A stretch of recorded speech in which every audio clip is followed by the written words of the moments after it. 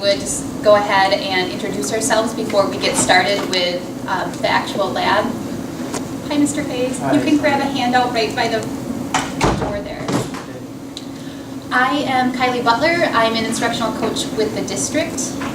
And this is our host teacher, Liz Fox. Get to know everybody today. I'm Liz Fox. I've been teaching here in DeQuara for 15 years, 29 altogether. And I'm really excited to see how this unfolds today. Instead of choosing an activity that is tried and true, I looked at my students and tried to figure out what I really needed from them. So looking forward to talking to you more about that and seeing how it works. Oh, I'm a collaborative teacher here in the district. Okay, I'm Shannon Horton, and I'm a teacher librarian here in the district. I work with grades 5 through 12, and I'm a collaborative teacher as well at DeQuara Middle School. Catherine Thompson. I teach English, all 10th graders. Allison Lovestone. I teach high school math, and I'm a collaborative teacher. I'm Jackie Lahr from West Delaware and Manchester. We are going to try Learning Labs this year. We're instructional coaches, and so we wanted to come see one in action. So thank you for allowing us to join you today.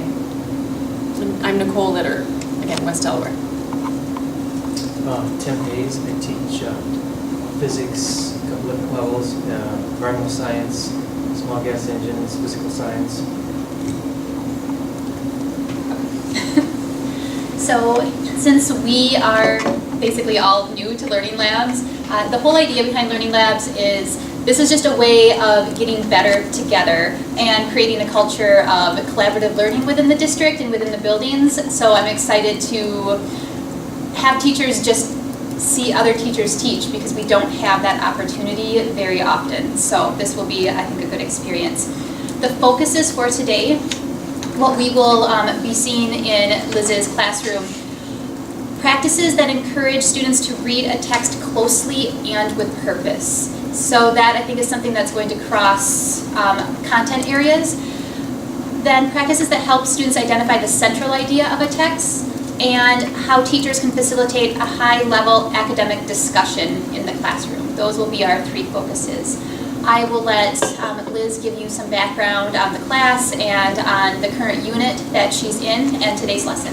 Okay, so I teach English 11, which is American literature, and I have been ever since I came to DeQuara. And this group that you're going to see is kind of a quiet group, and so I have to decide, is that because this is my first foray into the lesson plan for the day, or is it just a mix of the students or the time? And so in talking to Kylie, one of the things I really wanted to do is to make sure that their understanding of the text was as deep as it could be and could be transferable to other ways in which they learn. The full group discussions don't seem to be going very well. You know, I will ask a lead question. I'll say, talk about it with your partner while I take attendance. I hear amazing things. And then I'm like, okay, so finish your sentence. Okay, look up at me. So what did you talk about? Silence. I'm like, well, I think I heard over here this, and they just don't seem to be as willing to put it out there for everybody. And I feel like they're missing out on not only the rich discussion, but also a deeper understanding.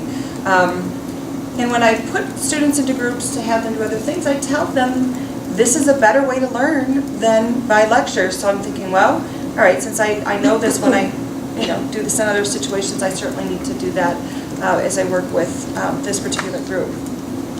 So we're reading a nonfiction piece called Sinners in the Hands of an Angry God. We're about to read The Crucible. We've been talking about some of the concepts that Puritans hold dear, and trying to get into their shoes a little bit, because it's hard for them to understand just how important religion was to them.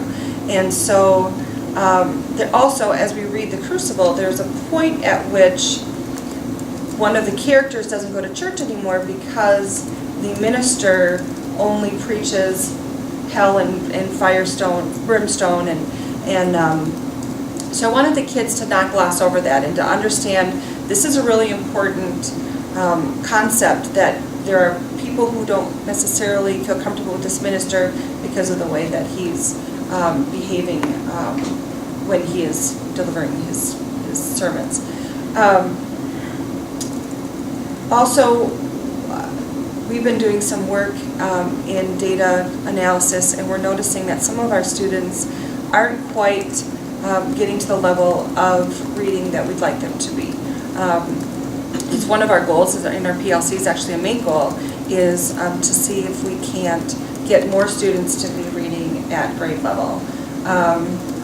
You know, we wonder sometimes how there's that little bit of a dip in the 11th grade. Is it test fatigue, or is there more that I can be doing to making sure that each child is understanding how to tackle a text? And that can be a pretty mysterious thing, not only for them to have to do, but then also for me to be able to assess. Are they applying strategies that will actually help them understand what they're reading, and then can I somehow figure that out?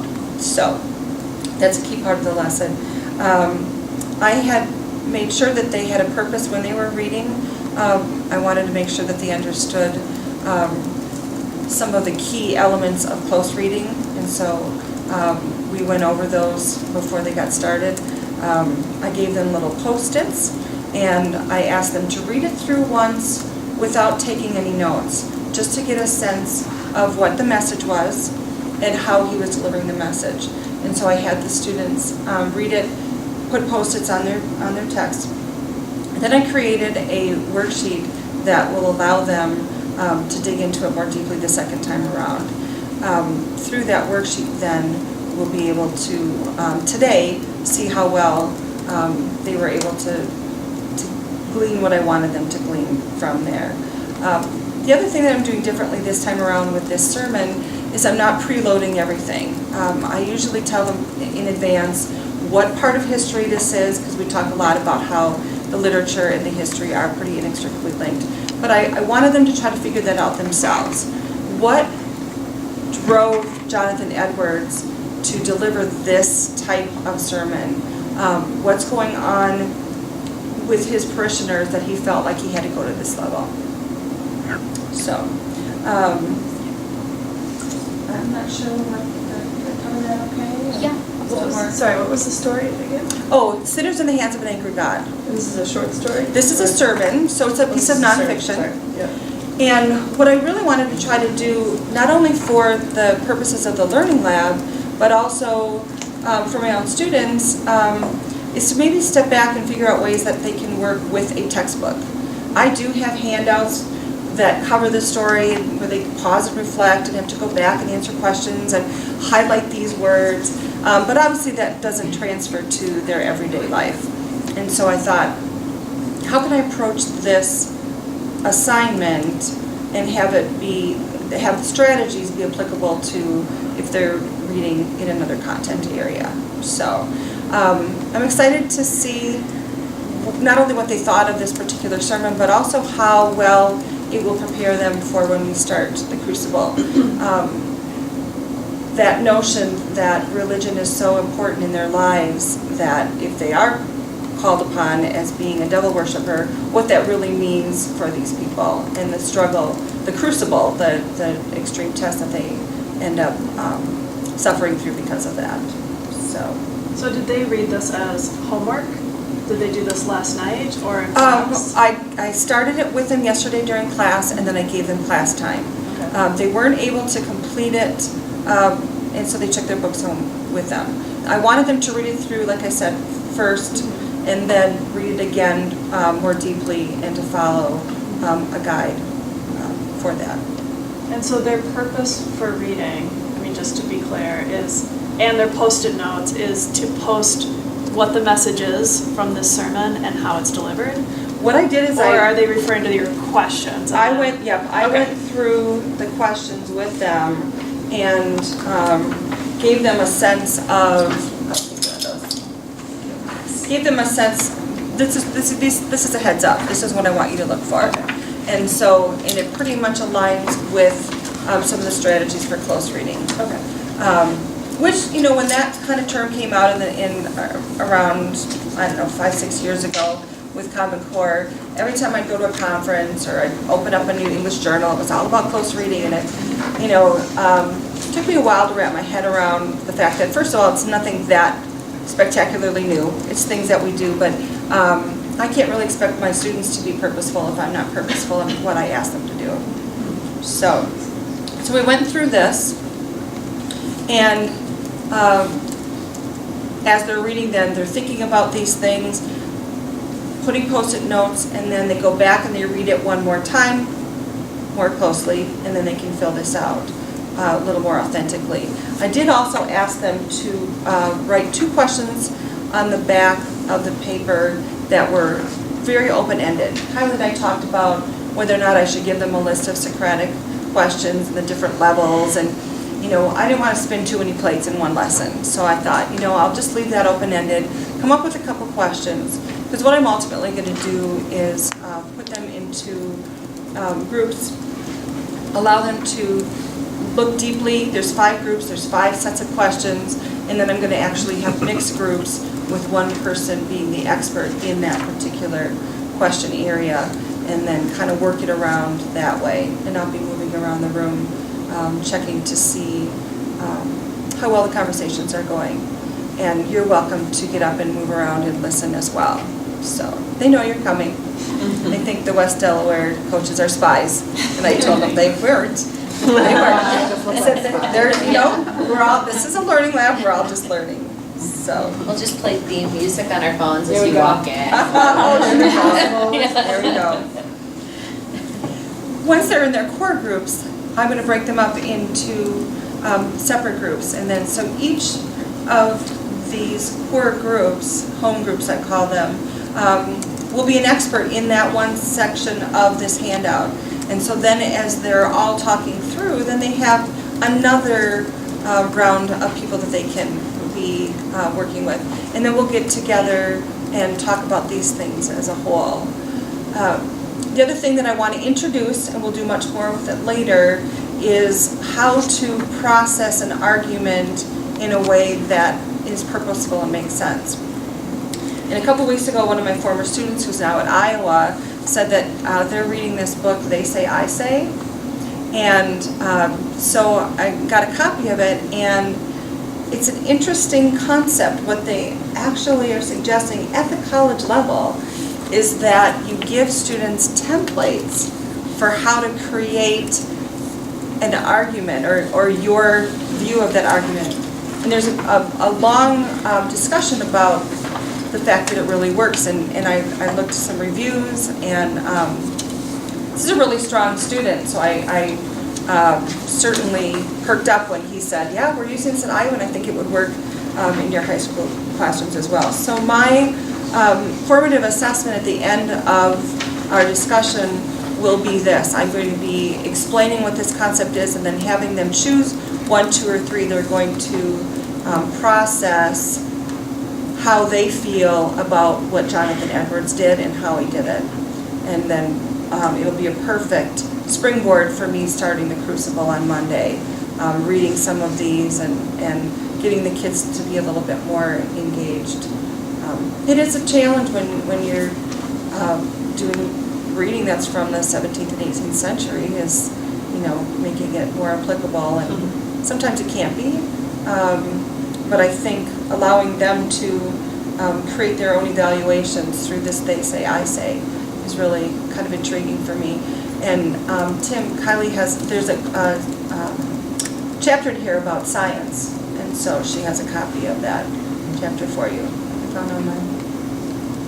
I think the only other thing I'll jump in and add is that I do like to use guiding questions or central questions.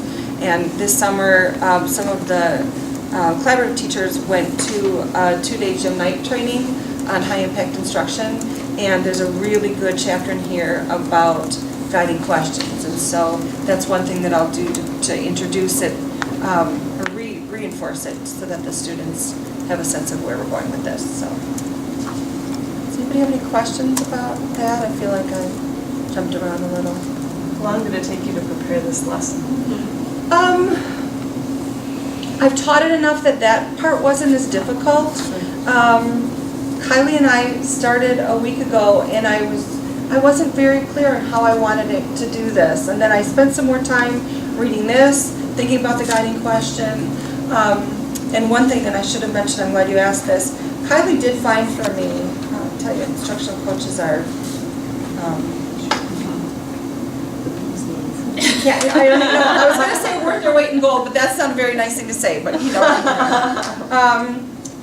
She actually found an example of somebody using Sinners in the Hands of an Angry God with that same kind of grouping and then switching out. So I took that as a springboard, what I already knew that I wanted to have them do with close reading, and then this was going to be an integral part of the lesson, and I realized at 47 minutes it's not going to work, so I introduced it at the end, and I'll take it home this weekend, process what they wrote, and take it from there. So, With this documentation, is it something that's more for the students and they're keeping it, or is it something in the end that you're collecting and looking at? I will.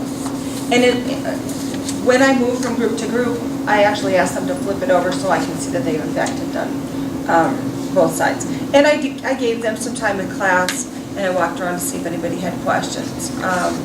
And I went to a conference once, and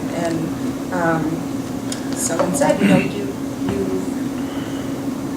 tell students what's important by what you give them class time to do. So I think allowing them at least some time to read was important. And then the discussion part too, going back to that a little bit, I know in the math department they've really moved toward more of a discussion based in having kids learn, and there's so much research that shows that kids have a deeper level of understanding if they're allowed to work it through. And even just talking with Kylie about this learning lab, being able to just think it through provided more clarity for me, and hopefully it will for the students as well. So. Any other questions? I'm just going to throw out a couple of thoughts before I start going through the protocol and what the rest of the day will look like. So it's very probable that most of you will not be teaching sermons in your classes. But I just want you to think as you're going through this lesson about how this transfers into other content areas. And so as you listen to what Liz did in the previous lesson, what she's going to do today, the idea, one strategy for the close reading is the 2 reads, and that's obviously not something that you're going to do with a longer text. But if you have a scientific article, that is maybe just a couple of pages, that's something that is a definite possibility where a quick read the first time, and then the second time, can you have them looking for specific things, whatever your purpose may be. The post-it notes is another good option, I would say, especially at this level, because a lot of times they can't write in the text that we give them. And so that allows them to mark up a text without actually, defacing school property. The purpose is key. And actually the activity that I had offered to Liz that had some of the framework for the discussion, her purpose was different than what Liz was going for. And so, Liz had taught this enough that she already had her central points that she was trying to work towards. And so that whole discussion piece can transform no matter what class you're in, as long as you are giving the students a really clear purpose of what you want them to find in the text. And the sentence starters too. I have actually read for a few different schools that has made a big difference for getting students to dig in deeper in a text, but then also just as they're talking to each other in discussion, because it seems kind of strange sometimes to say, I don't agree with you, and this is why. But like if they have the sentence frame in front of them, they can kind of plug in their own thoughts, but they know how to broach that and how to kind of dive into those discussions. And so in the They Say, I Say, there's a really short, like 3-page chapter on how do you get yourself into a discussion when you're in class. And it offers these little prompts, like you can say this if this is where you want to go with your point. So I'll have copies of that for everyone, because I think, you will have kids discussing in your class, and so those might be things that you try to work in. This is how you can try to push yourself a little bit deeper into discussion. So Liz did a great job with this lesson, I think. So. we'll see. Okay, so the norms. This is kind of a new situation for us, and so we'll be going into the classroom, and the goal is to try to be not a distraction to the students, obviously, which is kind of strange because we're going to, march 8 adults into the room. So it's the idea that you probably don't want to try to engage in any conversations with kids, even if they try to talk to you, which may seem a little bit rude, but you're just going to try to stay, especially at the beginning, kind of on the perimeter of the room, and then once they get into groups, though, you are welcome and encouraged to walk around and get close to the groups, because otherwise you're really not going to hear how the kids are engaging with the text and what they have to say to each other. Try to maintain a positive attitude and respect for our teacher host, because this is a new experience, and it's, inviting people into your room to watch you teach she's putting herself out there. So, let's see. We will also ask you to take some notes. We'll come back after this and debrief what we saw, the strategies that you noticed, how the kids reacted. And so you have on your handouts, it's not huge, but you just have a little space to kind of jot things down. And even if you want to jot down verbatim what a student says during a discussion, if you catch something that you want to record, that would be fine.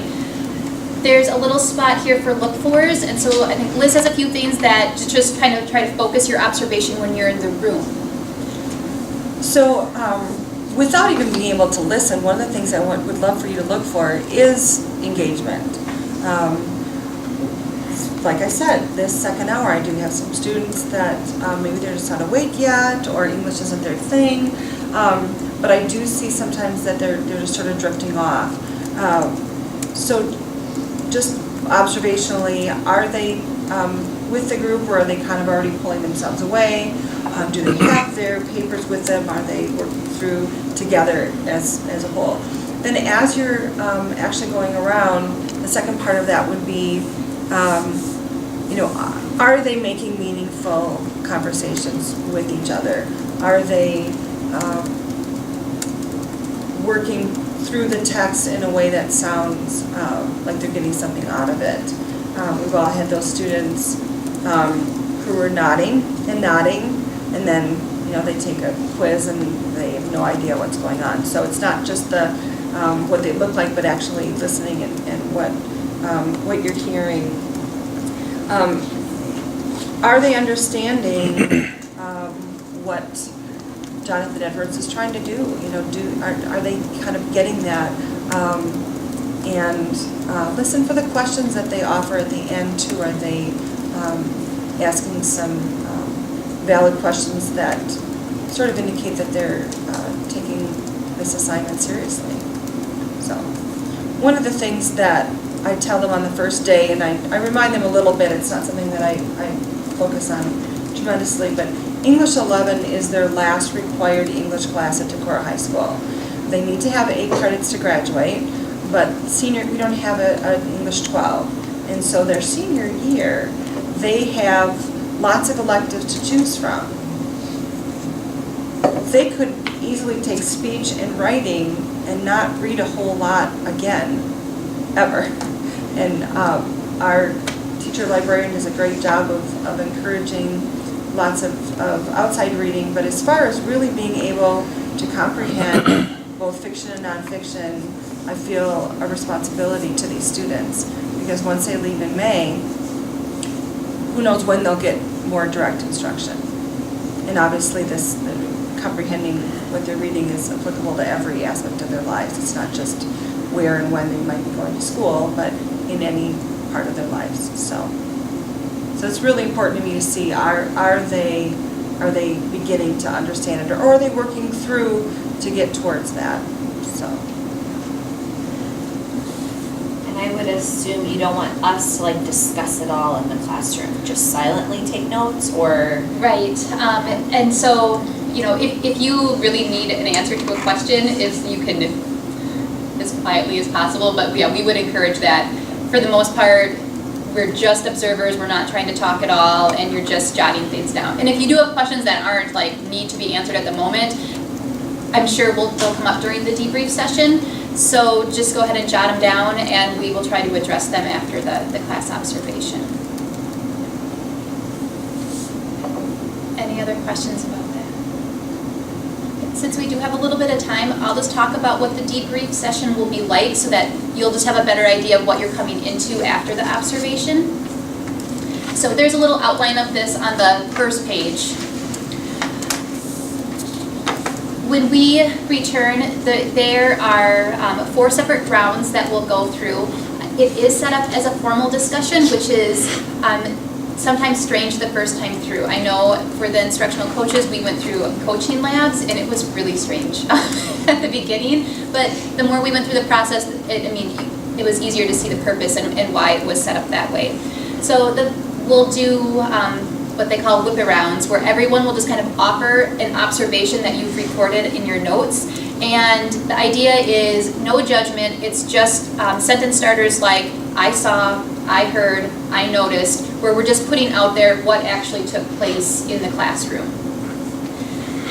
And after that round, then we'll focus more on the impact of student learning. What evidence did you see of student learning? How were the students engaged throughout the lesson? And round 3 is when you ask questions. So questions that came up in the classroom or questions that just came up as you were listening to other people's observations during the debriefing session. And at the end, then Liz will address as many of those questions as she can before we go. All right. Make sure I hit everything here. Are we going to be back in here for the debrief? We will be, right. Can we rearrange the tables so Yes. we can like sit in a circle? Probably just make a circle of chairs, is kind of what I'm thinking, so they'll just be turned. Okay. You don't necessarily need to be writing, need a table. Or do you feel like the tables need to be moved? I don't know. I think it's hard to do a circle with the tables. No, right. And we tried to figure out how else to do that, so. I'll get it set up. Okay. Fine. Okay. I just thought if we had extras. We'll have it ready for you. Any other questions?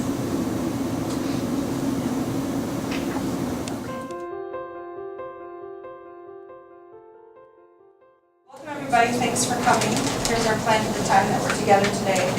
We're going to start by taking a look at the work that you did yesterday. So if you could take out the handout.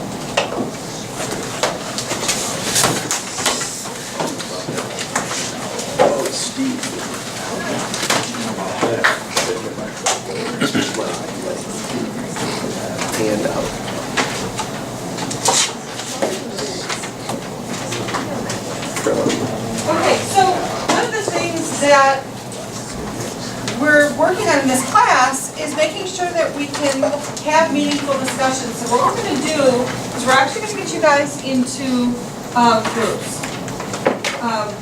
So once you see where your groups are and I tell you where to go, you will be taking with you your books.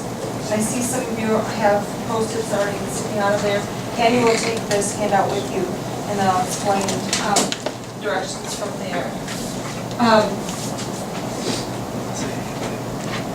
Okay, so you see, we have a couple people who are missing, so a couple of you only have groups of 4, but Nathan's group is number 1, Dawson's group is 2, Kyla's is 3, Kate is 4, and Anna's is 5. Can you all find your names?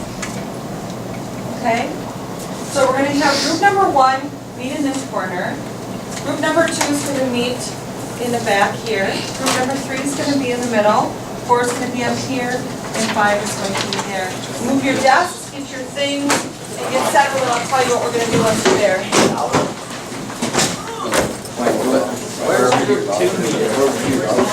5 is in the back.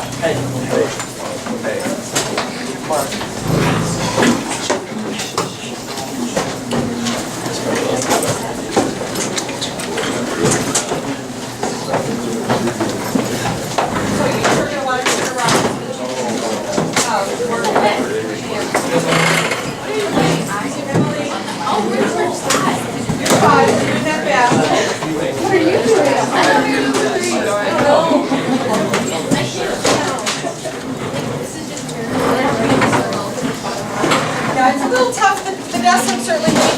4, but you guys can make it work.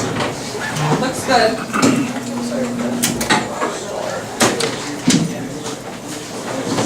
Okay, so here's what's going to happen for the first part of class. Take a look at the TV, everybody. Group number 1 is going to share out all their answers for number 1, carefully, thoroughly, and then they're going to jump to the back side and they're going to share the 2 questions that you wrote at the end, kind of the whatever kind of questions you want. Group number 2, you guys are going to look carefully at and share out your number 2 questions. Go to the back of the handout and do the 2 questions that were required. Seeing a pattern here? Group in the middle, you guys are going to discuss thoroughly what you have for number 3. You guys are going to do 4. You're going to do 5. We've done work like this before. It shouldn't be that difficult for you. After you finish your number, everyone drops to the back of the handout and you share out those questions that you had about the sermon. I do encourage you not only to use your worksheet, but to have your textbooks with you. I see Chase already has his open. Excellent. You guys can do that. And your post notes will help guide that discussion that was short. Okay? Questions? All right. I'll give you about 5 minutes for this. Go ahead and get started.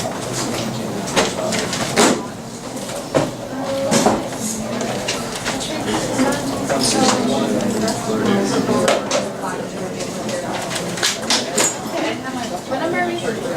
Okay. What component evidence to write sermons? Okay. You like balls over that? I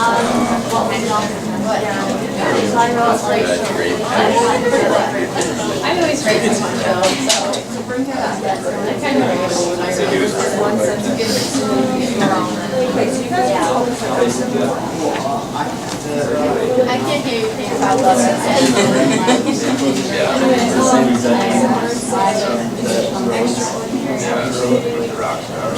Mercy. Like someone gets happy state. Self-drive,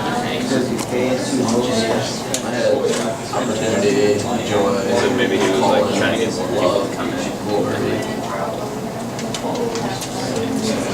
Less center. It's kind of like a scare tactic.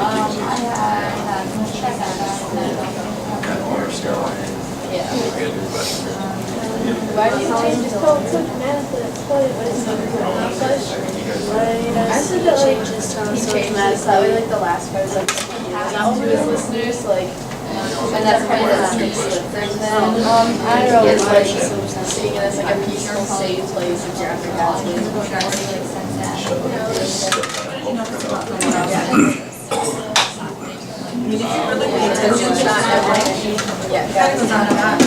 Said, why did he act so aggressive? Does it make it difficult for you to read if you're yeah, this one's saving this struggle through? Or the imagery help you to picture what makes it a little easier to explain?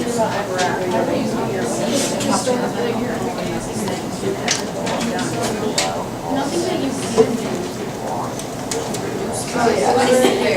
It almost encourages you to sort of not. So yeah, it's just like to convince people to. So I wonder how that worked when we did this. He actually delivered this sermon to the congregation. That. We don't know how to use it. Will we be sharing that with This number 2. Once you guys have changed it, drop down to your 2 questions. What is the content? You guys have a lot to talk about.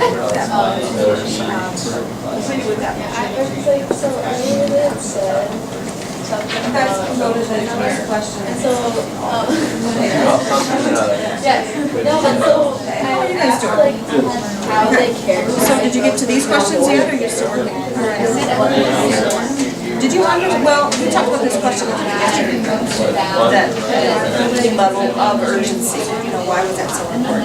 What makes them feel that So which of these questions on the bottom do you think would be good for us to hear? you probably said that, yeah, there's like something about Throw out there, and be like, oh, that's worth it. Why he wrote it? Right, yeah, that's huge, that's a big part of it. Very good. How are you guys doing?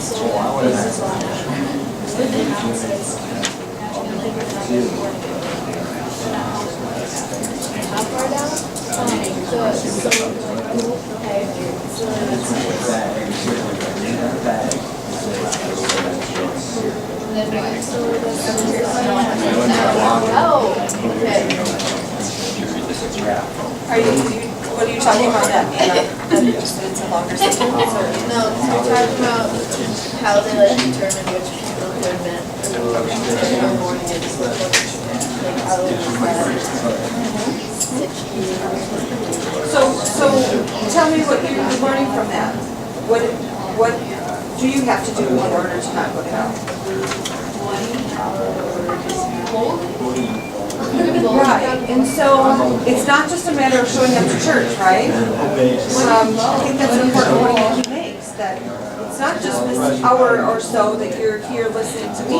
You've got to go forth and take the class. When you finish with that, make sure that you ask the questions.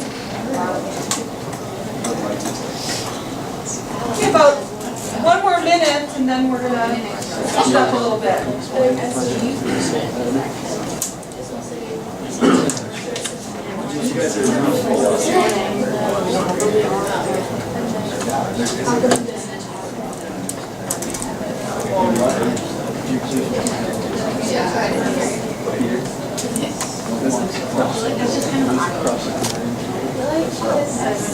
I don't want to feel to like be so talented that you preach to the right crowd in order for them to actually probably listen and be persuaded. It's like, I don't know, I feel like if I was listening to that, I'd just get. But then again, this is how many years ago? Maybe people took that.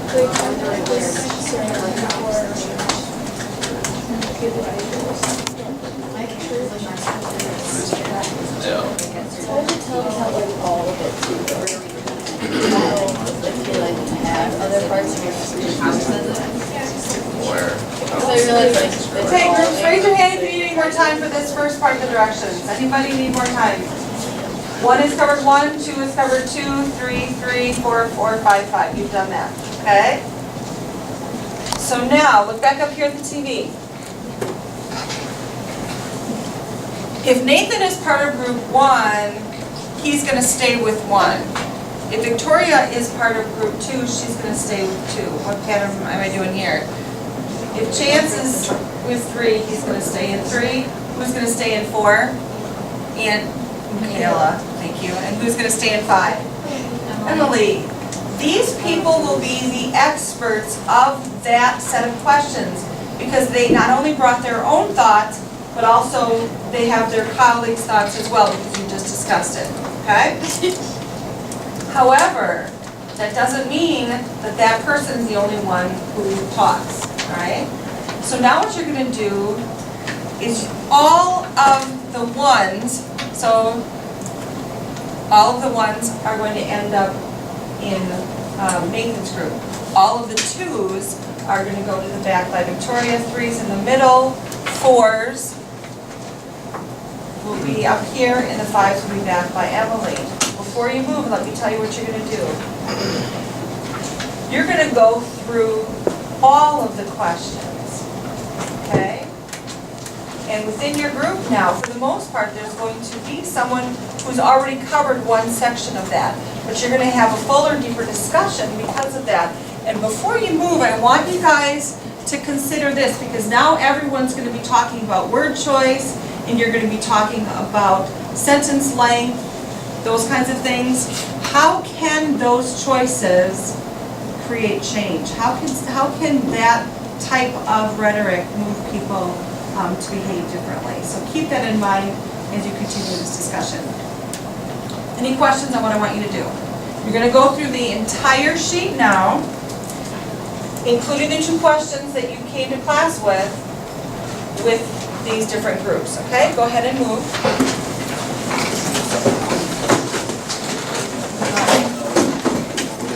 Grab your things.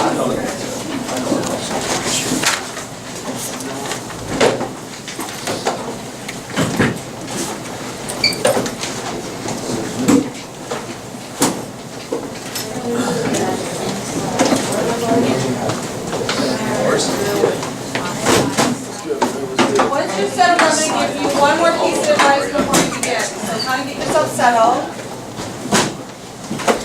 Anna and Ryan, Emily, Thomas, and Jenny. So there we go. Yeah. We had a couple people who or 6, so you're a little bit.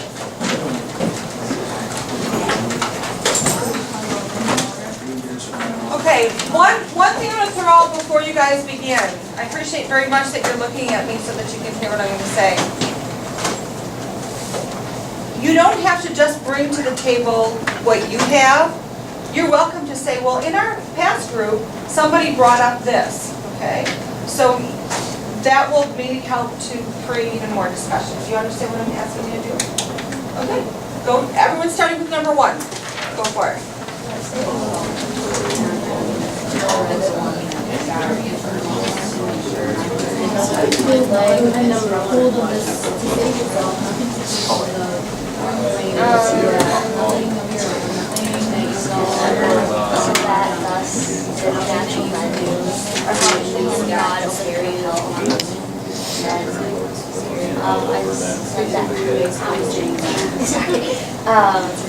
Those people who have not been reborn are being thrown into hell because like they're not doing any crimes, so it's related to wrath. Some of you chose some of the same ones too. And I think they're just using like but I said that he repeated a lot with like wrath and anger and like things like holding people over a bit and that. And then it's like ingrained in that fact like I'm angry and like exactly whatever he wants to do. Just kind of with the repetition it gets stuck in your brain that like that's what's happening. Good friends of wrath, wife, how we accuse and try and correct your situations, the wrath of God for sending you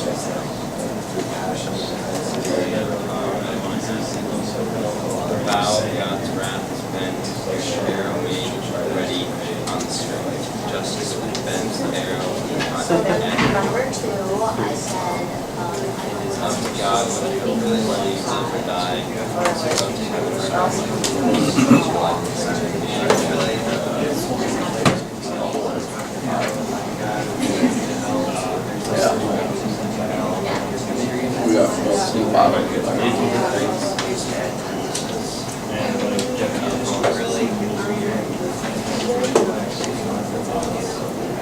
To the bottom part.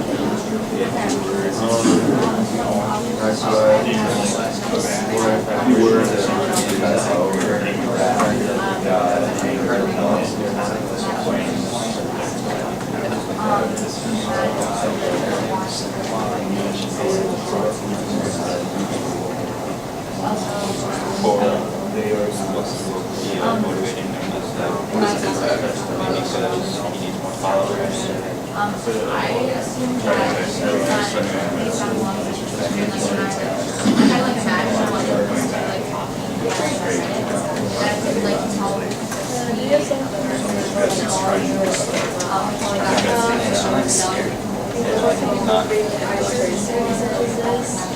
I just think that like I don't know, maybe these notes just like dwindling amount of like really it's not like sticking through like just like He's trying to tell people that everyone's going to strive to correct this in your life.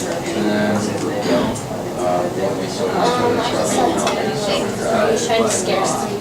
And he's pushing that message about using imagery and eye-popping comparisons. Right from the 5 to the 0. Right.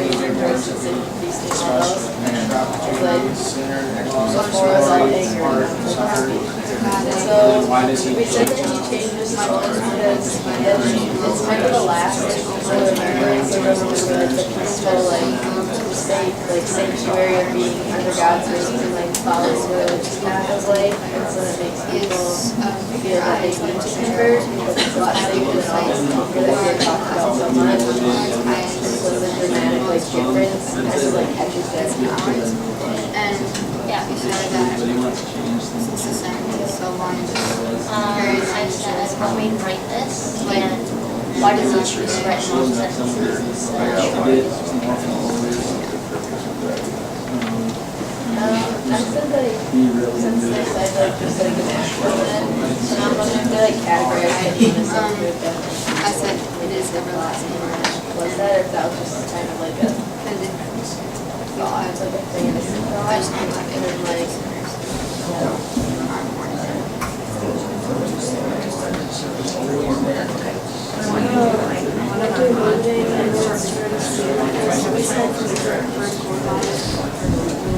Using it a lot. Make some of the being devoted to it. Alright,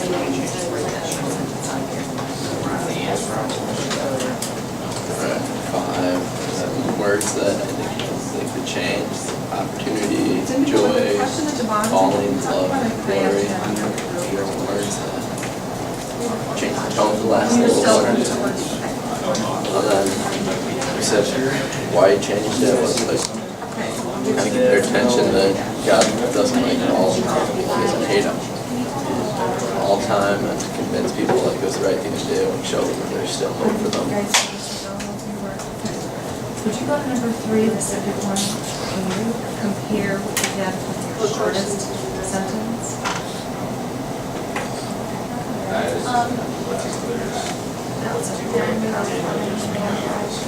That's the congregation thing.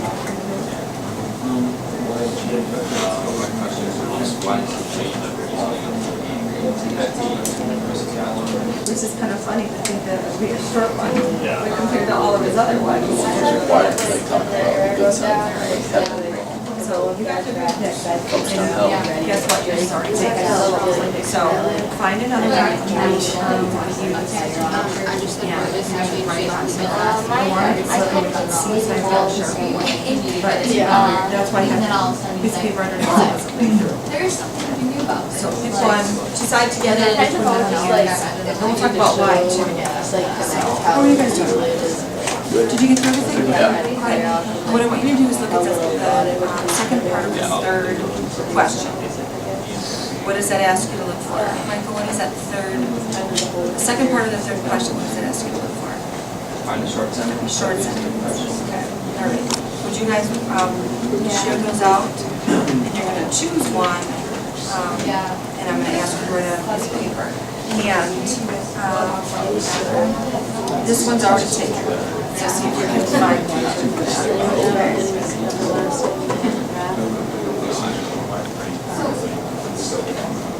you guys get Mine's like a question. Go to question 3. Go to the second part of question 3, what does it ask for? Short sentences. Did you compare your short sentences? That's a solid one. Then we're going to file those to talk about those. So you're going to pick one that represents your group. All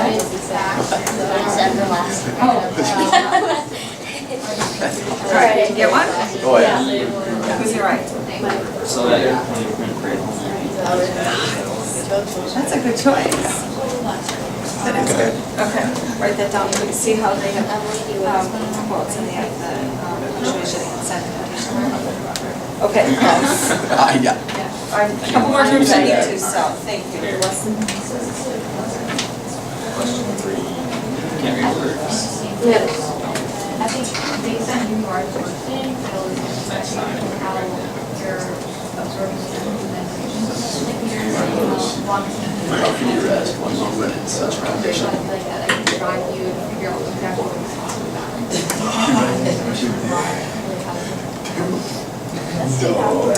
Think about it if you were listening.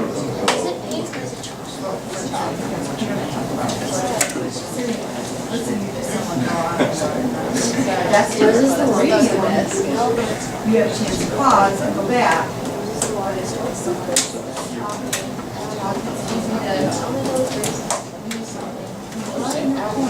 My one sentence, I started writing it, and I didn't know how long it actually was, and it was really fantastic. I tried to find like a long one, but not super long. Are you done with it? So I was supposed to, I was like, it just keeps my head. I saw it from halfway, and Semi-casual.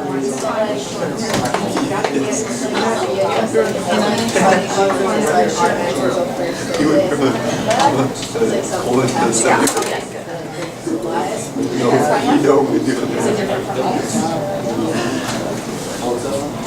Yeah, that was probably the most common one. A lot of people chose that. Okay, so we'll just say that yours is also this one. Do you guys have one? You have like 12 hands in the. Yes.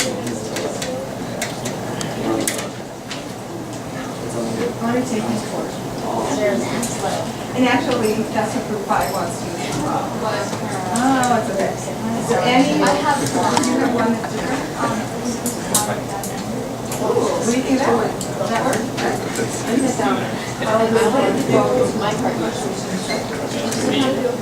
Okay, we're going to get together in about a minute, so finish up your discussions, please.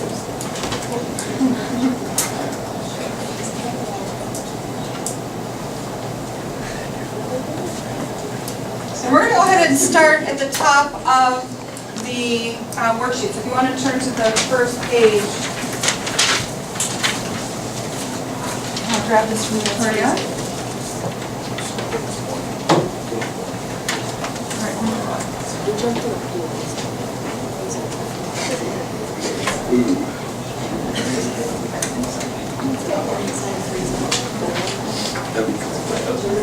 Okay, at this point, what I need you to do, you can stay in your groups, but you need to turn yourself this way so that we can work as a full group.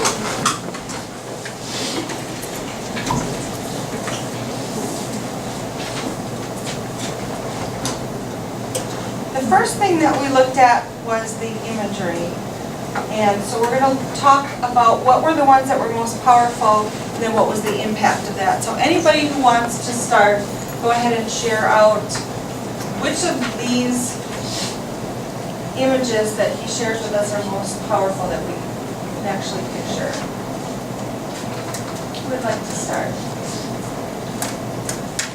Go ahead, Emily.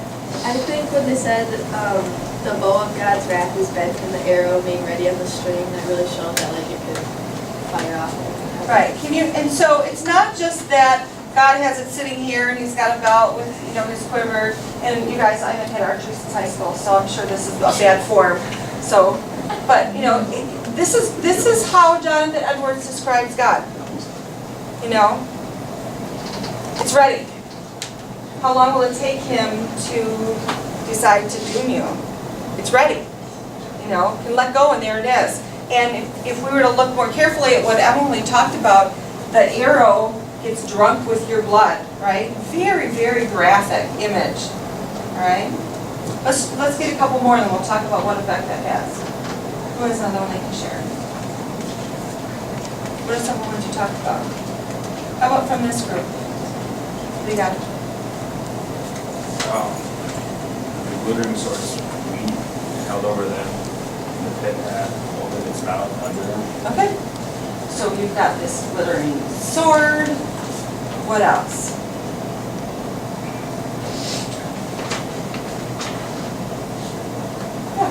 And for the arrows of death fly and see it, the sharpest sight cannot discern. Say that last part again.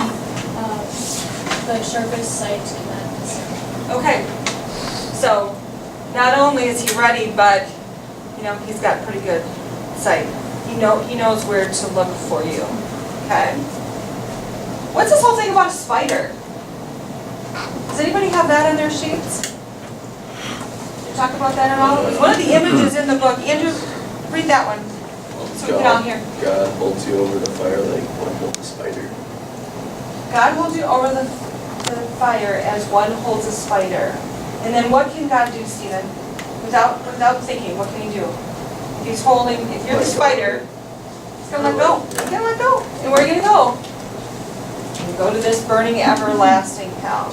He also talks about, did any of you catch, it reminded me of The Most Dangerous Game. He talks about that hole that's covered with a sort of an unstable netting or whatever he says. And as you're walking, you might just fall down. Okay. Tell me the impact of this. I've heard many of you talking about this.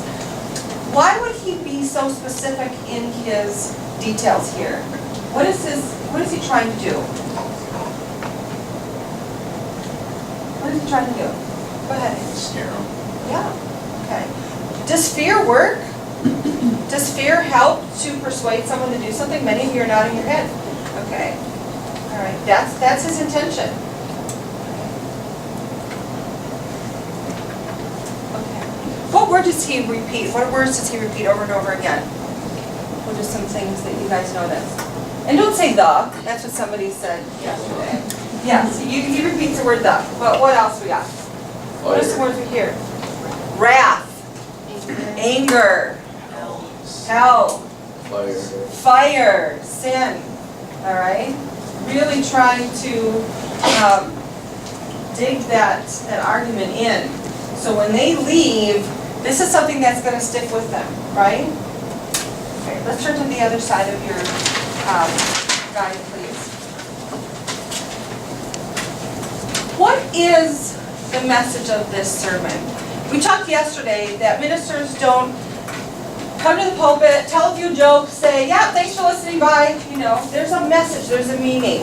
What is Jonathan Edwards trying to impart on his congregation? I heard some great answers. Yes, Michael. He's trying to say that humans are like born with sin, and that they need to try and correct their sinful ways to achieve to go to heaven. And right. At least to get that chance to go to heaven. We know that they believe in predestination, so they may not, but they need to better their chances. Okay. And at this point, we need to talk about why does he have to be so insistent, though? Why is his message so powerful?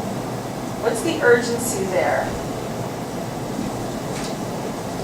What must be happening in his view that would drive him to be this strong in the delivery of this type of sermon? Not just what he says, but how he says it probably. What's going on, do you think? What would you think? What is he noticing? Yes? People aren't being as connected to the church as they used to. They're starting to fall away. They're not being as connected. He's trying to bring them back. And he talks about a religious conversion, doesn't he? All right. So I heard you guys talk about it's not just that you show up and you go to church. It's got to be much more than that. That you need to truly, body and soul, bring that God into your life. He presented this sermon about 60 years after where we are going to start again on Monday with the Salem witch trials. So he's beginning to see the decades of people starting to float away a little bit, and he's trying to bring it back. Okay. So it's not a conversion like you see some people make a major shift in their religion. Cassius Clay, when he became Islam, changed his name to Muhammad Ali. My husband grew up Presbyterian. He went to a Presbyterian college. He met some friends who were Catholic and really became interested in that. And he was baptized when he was 21 years old. So he didn't fit very well in that little mold, but anyway. But it's not just that type of conversion. In this case, it's just coming back to what he knows is most important. Okay? All right. So let's talk about some of the sentence length and how that makes a difference. Casey noticed, if you guys, what page is it on, Casey? 162. Could you guys all turn to page 162? And I'm going to guess many of you guys noticed this as well. Do you see the paragraph that has the so with the lightning bolt? Without analyzing it, just looking at that, Casey doesn't get to answer everybody else. How many sentences do you think? What does that look like? Around. You're looking too carefully. You think it's 5? You're saying 5 or 4? Is that, everyone's agreeing with that? Okay. This whole part, you think 5 or 4 sentences. You know what it is? 1. It's 1. Okay? And this is where he's talking about these people have deserved this fiery pit. The devil's waiting for them. Is the devil real to these people? Oh, Yes. Oh, yes. Okay? Hell is gaping for them. The flames gather. And he's kind of on a roll here. And he can't stop. He keeps going and going. So what might the effect of that be? Yes? It might be panic.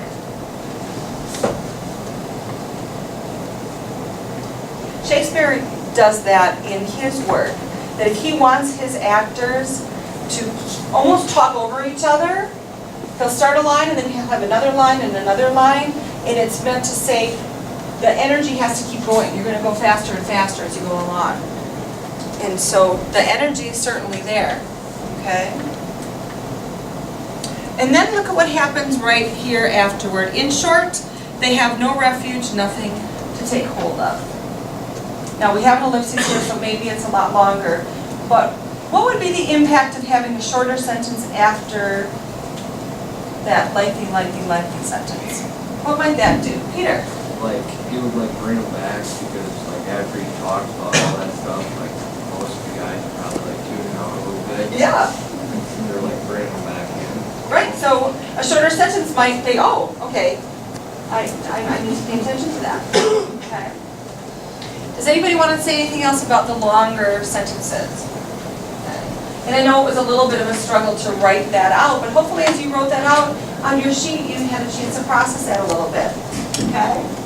We're going to take a look at some of the shorter sentences that you guys decided as a group and see what you think of them.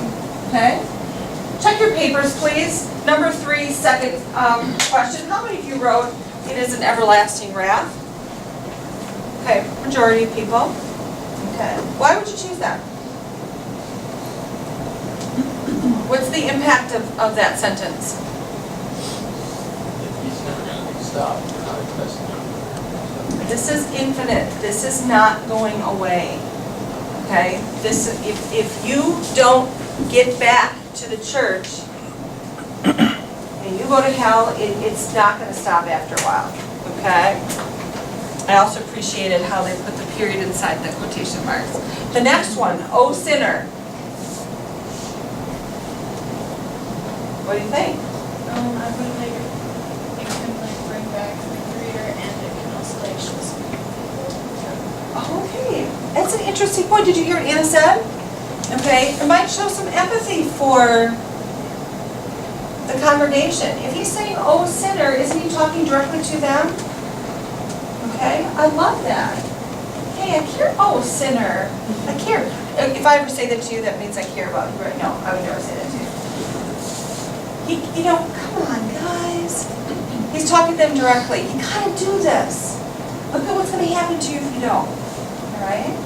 Nice one, thanks. So that your punishment will be infinite. Kind of that same thing, right? The everlasting wrath. And then finally, for who knows the power of God's anger? What kind of question is that?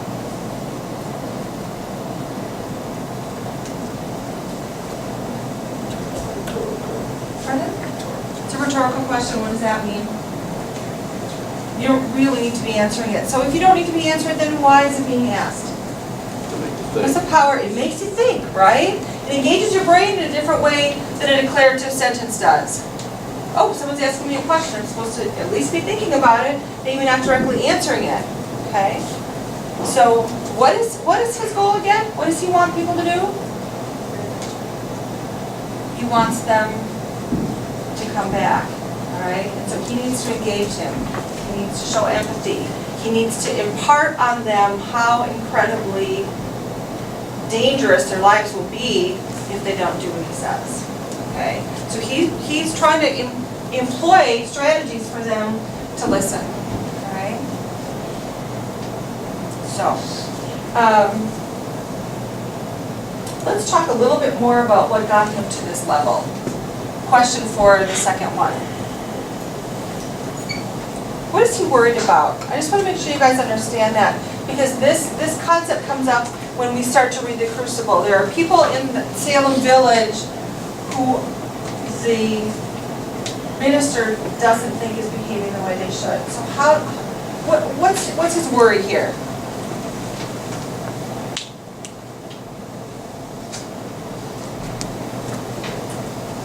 Did we already talk about this enough? Do you all understand? Does somebody share so I know that you know what's going on? What's his concern? People are falling away. Okay? And in his mind, is that okay? They do what they want to do? No, we know that it's not. That it's really important that they don't stray that way. Okay, let's all go to the last page of the sermon, on page 164. What are some words that he used to show a change of tenor, a change in tone? Just kind of shout them out loud enough so I can hear. We got the fan going here. What are some words? Mercy. Joy. Joy. What was that one? What else? Love. Opportunity. Does this sound anything like what the rest of the sermon has been? Not. Not at all, okay? So here we have a pretty seismic shift in his tone. And we know that this isn't his whole sermon, right? We saw that it's from. But it sure does sound like he's wrapping it up. And what does he want his congregation to think as they leave?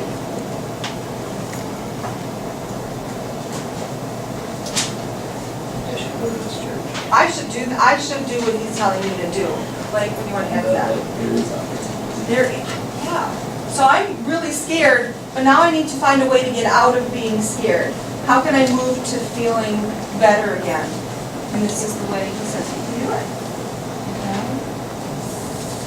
Take a look at your questions on the bottom. Who has a question that they'd like to share with the group? And I'm going to collect these and maybe I'll pick a couple that we can talk about as well. But does anybody have anything more to add than what we've already talked about? Okay, then I'll just grab those as we go along. All right, I want to talk to you guys about a concept that was shared with me by a former student who's now at Iowa. And in his rhetoric class, they're using this book called They Say, I Say. So if we take that in terms of the sermon, who would be the they? It would be at Jonathan Edwards, right? And the I is you personally. All right? So what I'm going to ask you to do is read through with me the top part of this. You don't have to answer the questions on the top as long as you're following along. If it makes sense for you to take notes, you can, but you don't have to. All right? I'll put it up here, but you have it in front of you as well, whatever works. All right. So this book by Graff and Berkenstein talk about how can we take what someone is arguing and process how we feel about it. Okay? So let's take a look at this first question. Again, if you want to take notes, you can. Otherwise, just kind of process and think along with me. Is the writer disagreeing or agreeing with something, and if so, what? Let's talk about that as a full class. What do you think? Is the writer disagreeing with something or agreeing? What's Jonathan Edwards doing? He is disagreeing with the way that people are behaving. Okay? What's motivating his argument?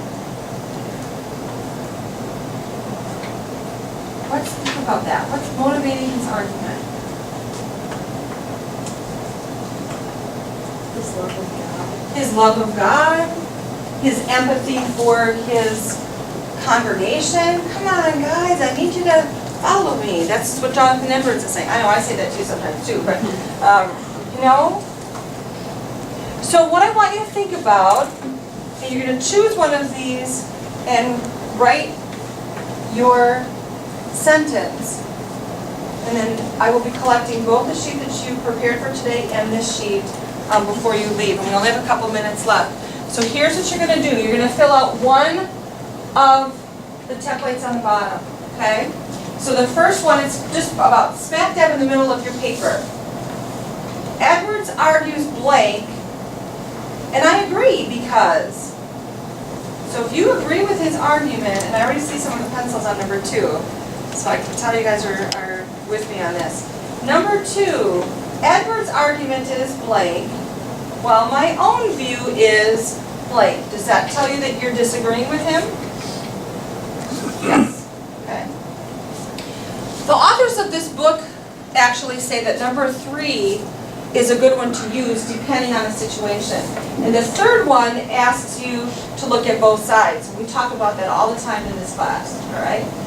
He claims that blank, and I have mixed feelings about it. On the one hand, I agree that blank. On the other hand, I still insist that blank. So think it through. What do you want? Which one of these? You're just picking one. Fill it out. Make sure your name is on it. And I will collect both of these when the bell rings in about a minute and a half. Think through. Raise your hand if you're having trouble with this, because I do need this before you leave.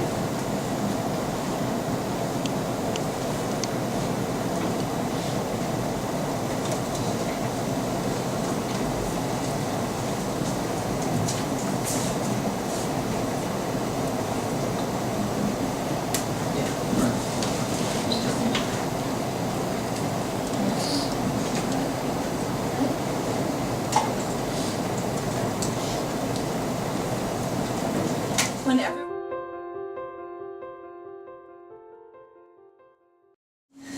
So we are going to start the debriefing session, and we talked about this a little bit before the observation. So round one, we are just going to do a whip around where everyone just offers what they saw during the lesson. Again, you want to try to offer something in a way that doesn't evaluate in any way.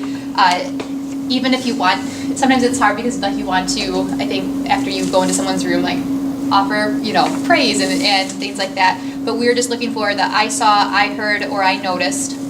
And if you don't have anything, you're welcome to pass, but we'll just kind of go around until everyone has shared the notes that they would like to offer. Is anyone willing to start? Okay. I saw students referring back to the text. I noticed that the teacher made the groups ahead of time. Students were working. I noticed movement, students moving, teachers moving, heads nodding. I noticed the instructor giving a focus question when the groups changed from one group to another group. I noticed students referring to background knowledge from other courses. I noticed students engaged, even the ones who didn't have anything written in.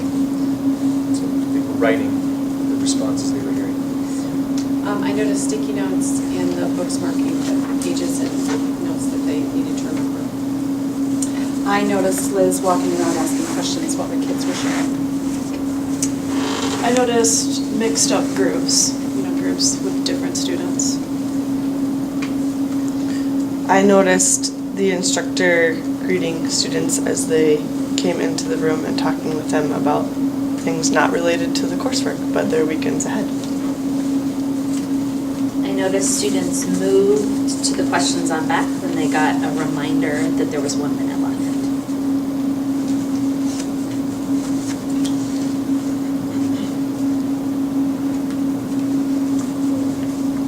I noticed different levels of engagement and participation in those small groups. I heard students talking about their own experiences with church. I noticed that the students had the opportunity to ask any questions before the activity started. I noticed politeness. Thanks for coming. I appreciate you looking at me. Those sort of responses. I noticed that students approached the material or approached one question up to 3 different times throughout the class period. I noticed transitions went smoothly. I noticed students helping other students present their ideas, being patient, asking for more volume, etc. I saw students taking ownership of facilitating the discussions within the group without being the only person speaking. I noticed that their sheets they had filled out ahead of time, there were lots of details and kids were prepared for class. I noticed that students seemed comfortable with group work. All of mine have been said. I I noticed students not verbally engaged in their first small group were verbally engaged when they were the expert.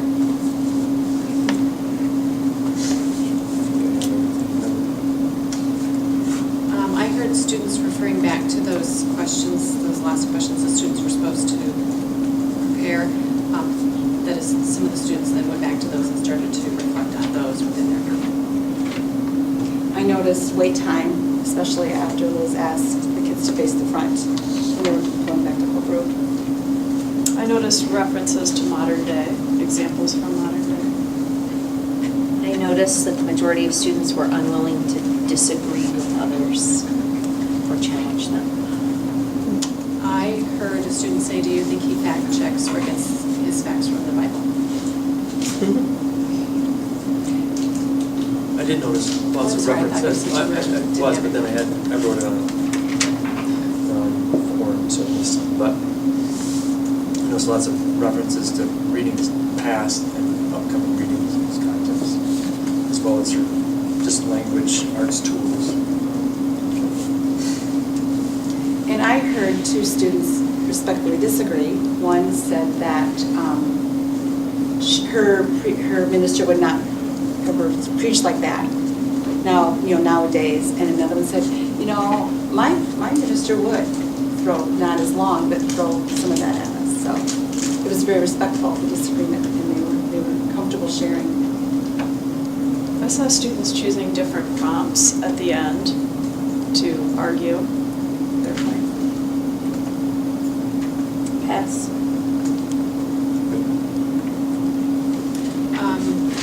I saw the jigsaw strategy being used. Lots of movement and engagement there.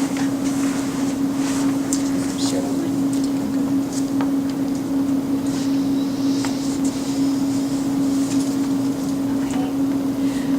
So, as quickly as I can try to process,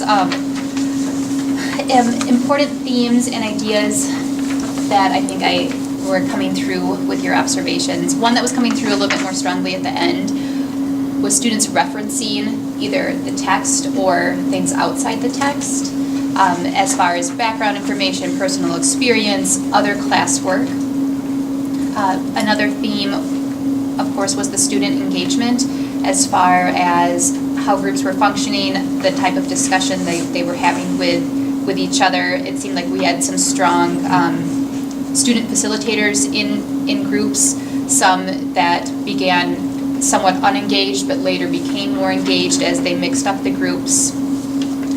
As far as themes regarding instruction, the idea that there were some clear directions and then wait time as students responded,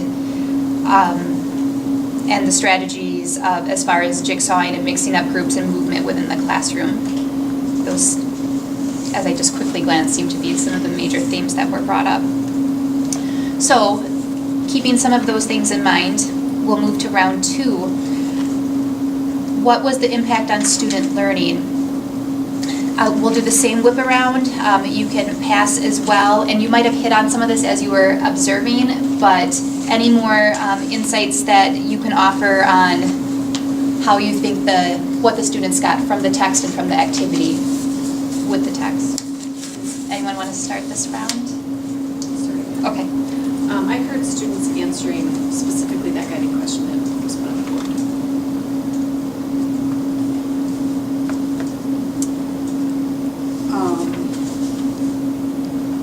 I'm a little unclear as what we're doing, but I really appreciate the fact that you brought it to the forefront with the worksheet at the end from the book, They Say, I Say, and that you referenced that as this came from a former student who's now at the University of Iowa. So it did bring it to present learning and how what he learned in your class he's carrying on and reflecting back with you, and you're able to incorporate that into an activity with a piece that was referenced so long ago.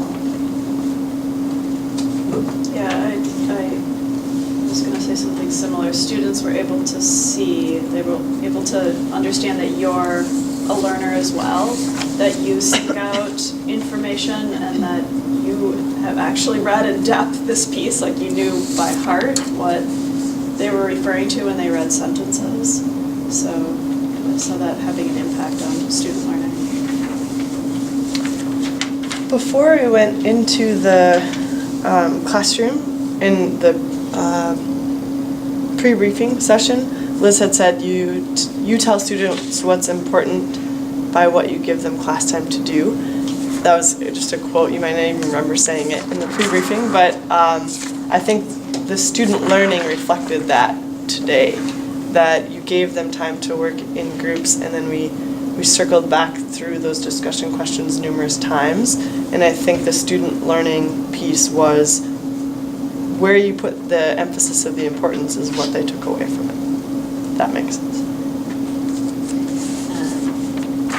I think the instructional choice to not front load some of the historical information allowed students opportunity to make their own connections in those groups and share those with peers, which improved their learning, that aspect. I think just that they were able to make meaning these questions like what makes someone get to this level, and why does this change, this tone change? Just to hear them talk about that is evidence of learning, because they took meaning and could give some reasoning, suggest that they will. I could see students starting to be able to make those connections with the rhetoric and that boy that was in the back and you called on, I can't remember his name, but he was starting to be able to build the connection between the length of the one paragraph and then that short sentence, and you just could see him starting to make those connections, and that would make me, maybe wake up and And you kind of preloaded that with Peter when you said, I want you to share that, and then you asked that question, and that expectation was for him to answer. And you also made a text-to-text connection. I wasn't familiar with the book you referenced, Something Game, I wrote down. Most dangerous game. Most dangerous game, okay. So you just demonstrated that text-to-text connection and you're quite going. So that's great. I'll pass. Best. The jigsawing allowed students that hadn't shared the opportunity to share later, and allowed students to hear different viewpoints on some of the questions. Showing evidence of past learning. Asked about what's the point of a question like this, a rhetorical question. That you were able to reinforce it. It's good context for those. Took advantage of lots of opportunities like that. Connect to other old things, future things like that.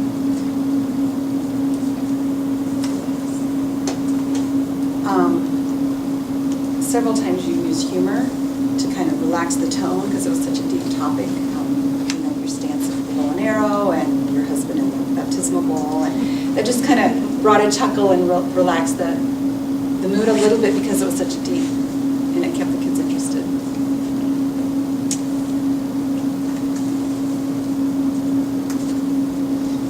I saw students able to go past just word use in a piece, like, language matters, and I think they know that, but to look at the sentence structure and the length of a sentence and how an entire piece is put together to impart meaning, because I saw them go deeper into it than they probably usually do. The use of timeframes and established routine helped students to spend more time engaged in the material.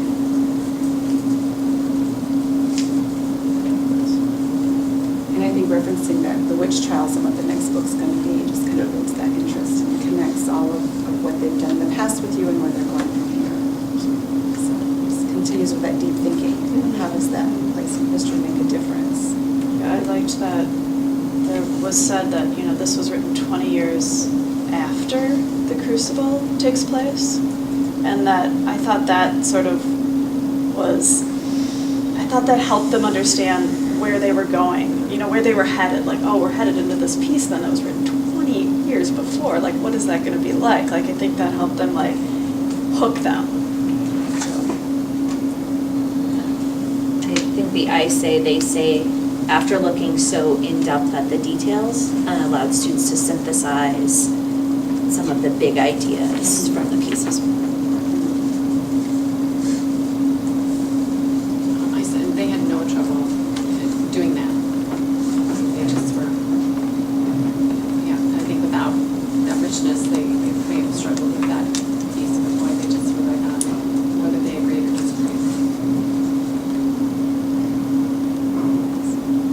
I saw two students were able to learn from your highlighting. You gave them sort of a model, not before they did it, but after. You know, that they were able to see, oh, you highlight too, and you make notes, but that impacts student learning. Yes.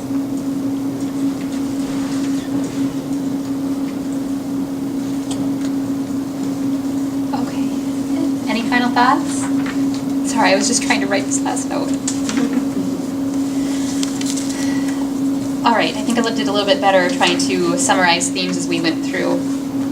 Something that I think you brought up a lot were connections. So that several people talked about, well, there's a connection to present learning. There was personal connections because there wasn't front loading. There was a connection between the structure of the text and the purpose of the text.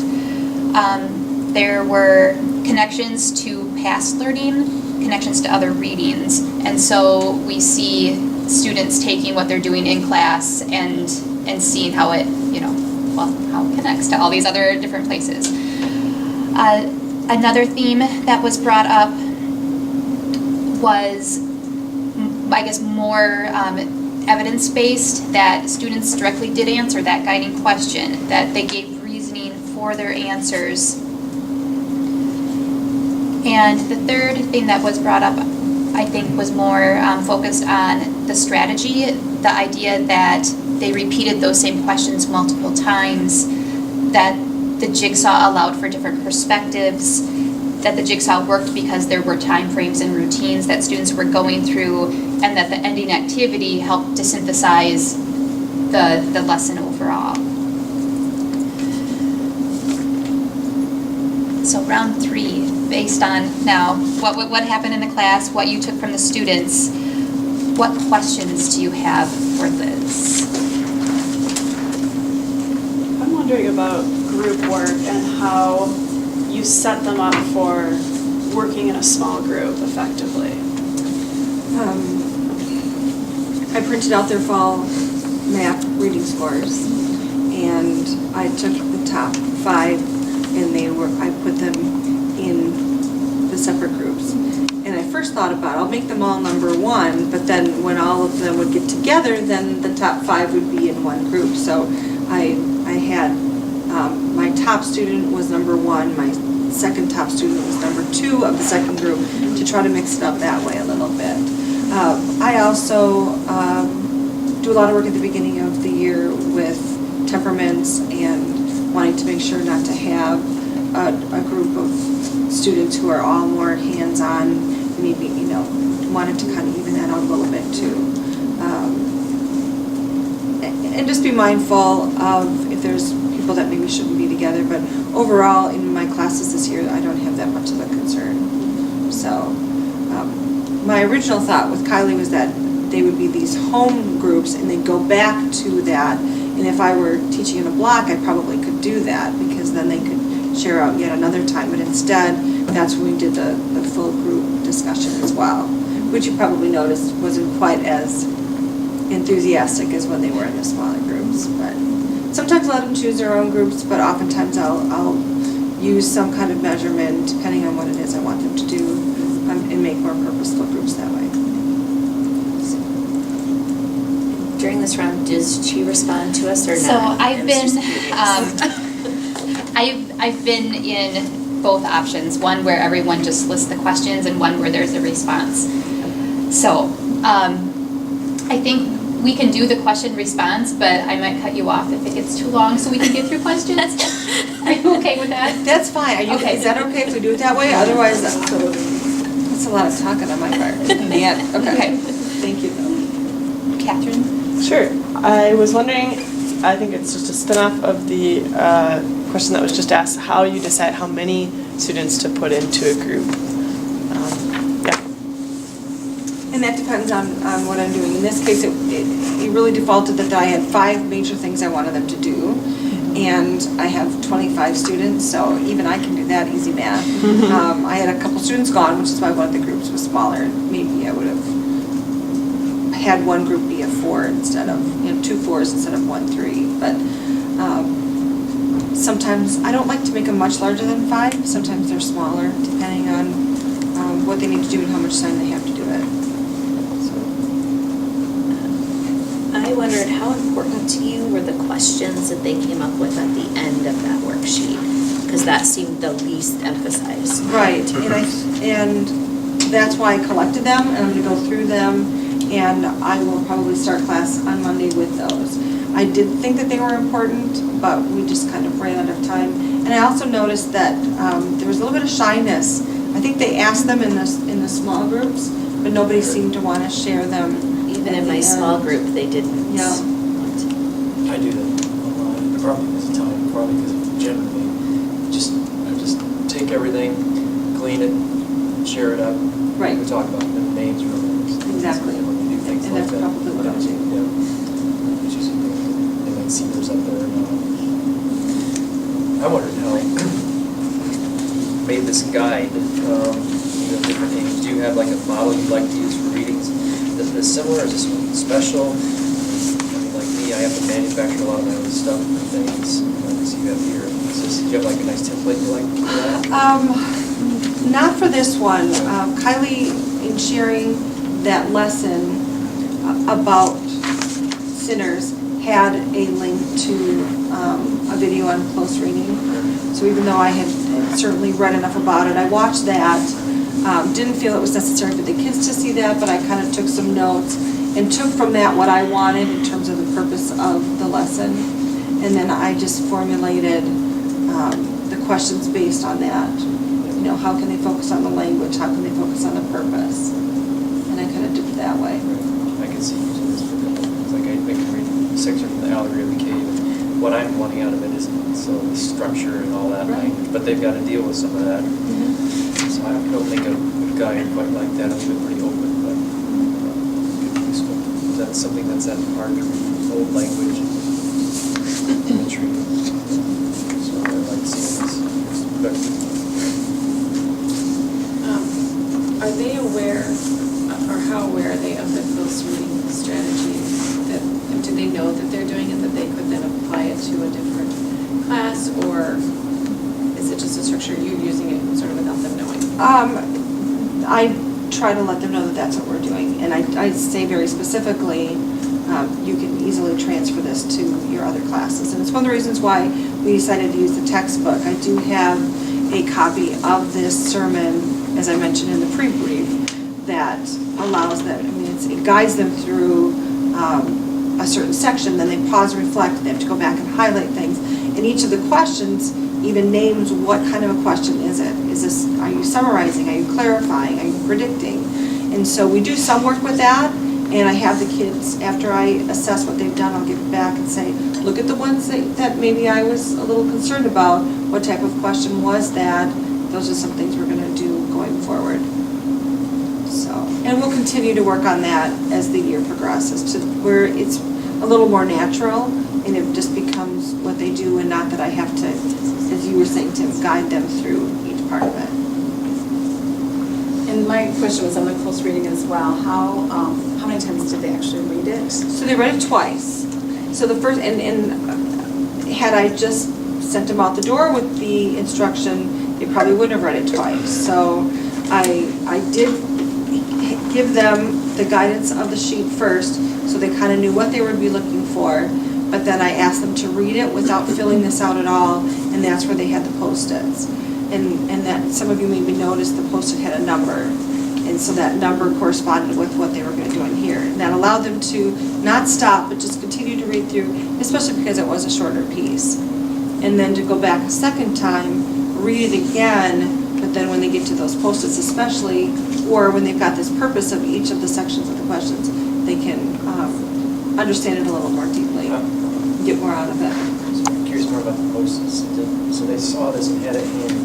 Yep. So Yep. did they fill out the question or just put a number 1 on it? And then, or 2 or whatever. The first time they read it, they just put a little mark where they wanted to go back to. It was just Because sort of a placeholder. Remembering or seeing handy that this would apply to that. Correct.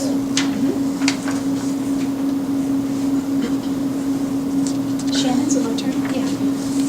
I was and this is maybe a hard question to answer, but how do you decide how much time to spend on something? I mean, they read it twice, and I think it was all perfectly done, but I'm just trying to figure out, how do I make that decision? You know, so they read it twice, they talked about it in 2 different groups, and then a large group, and they had questions. That's like really in-depth, and I find sometimes when I'm doing close reading, I'm sick of it. So then I move faster. I think they're getting it, and I go faster and faster as the day goes on. So how do you decide, and how do you structure it for yourself to make sure that you're giving them the time they need?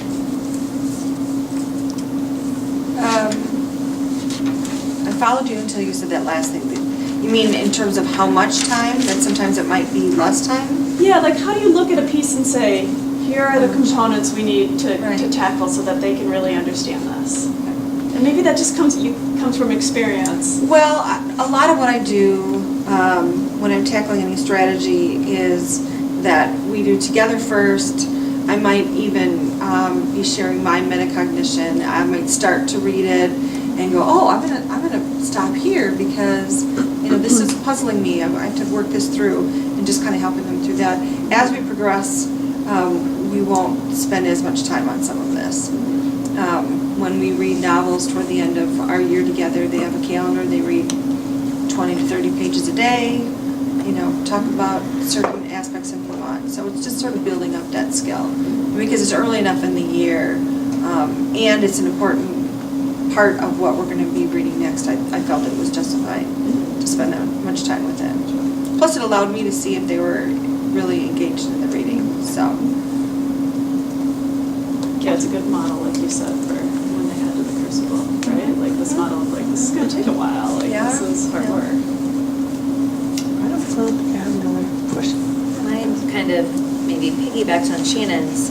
I wondered about kind of those tag students in there, how you keep them engaged, because they have now addressed these same questions 4 times, and if they, read it, answered those questions independently, talked in a group, yeah, we were all in agreement, we had the similar stuff. How do you keep them engaged to then talk in another group about those questions, and then also in the whole group about those same questions without them feeling bored or this doesn't pertain to me anymore? Well, many of those TAG students are taking the NICC history class. And I know that they've already covered this, not as in-depth, but they know more of the history. And so when I approached this to them yesterday, I said, those of you that are taking the NICC history class already have some of the background information, and I'm going to rely on you to help me as we're going through this. And you're going to help be the experts. I have 2 students who did the Salem Witch Trials for their NHD project. They're like ripping off the names and places and dates, and I was like, you're going to be my co-teacher. I know there's more I can do with that, but I do think there's value in having them help kind of guide the instruction, and also see the value of cross-curricular, that what I'm learning in one class isn't going to be in isolation, but I'm going to be able to apply it in my class. And I see what you're saying, that maybe it's a little bit excessive for them. They seemed engaged, so you did something, but I'm thinking about learners I know that I'm just wondering how you do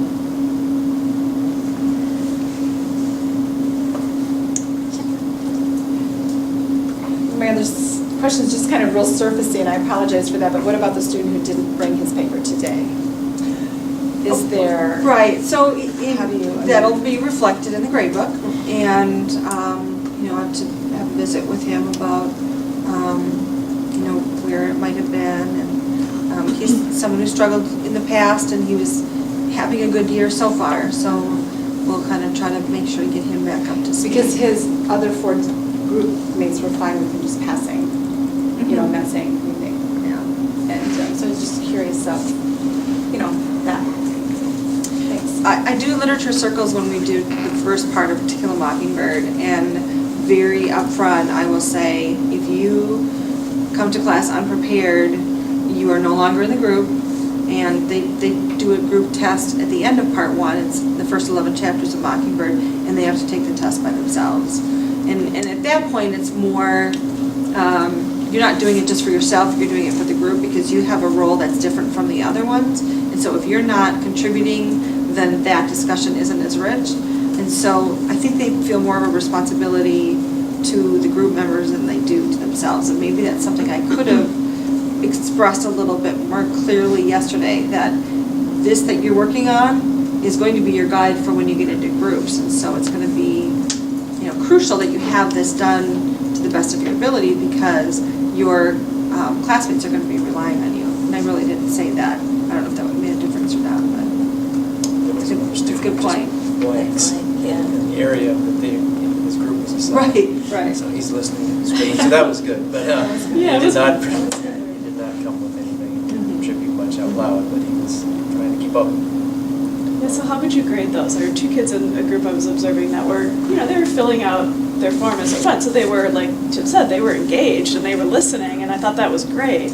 How would you then assess that? Well, there were 2 kids in particular that I noticed that didn't have the work done. And so I will be talking to them on Monday and kind of checking in with them. But I don't feel comfortable giving them the same credit as the people who did, work through thoroughly. So. But you have them kind of go back and finish it and hand it back. And they probably missed that close reading, kind of that second time through, Right. which they probably need. Exactly.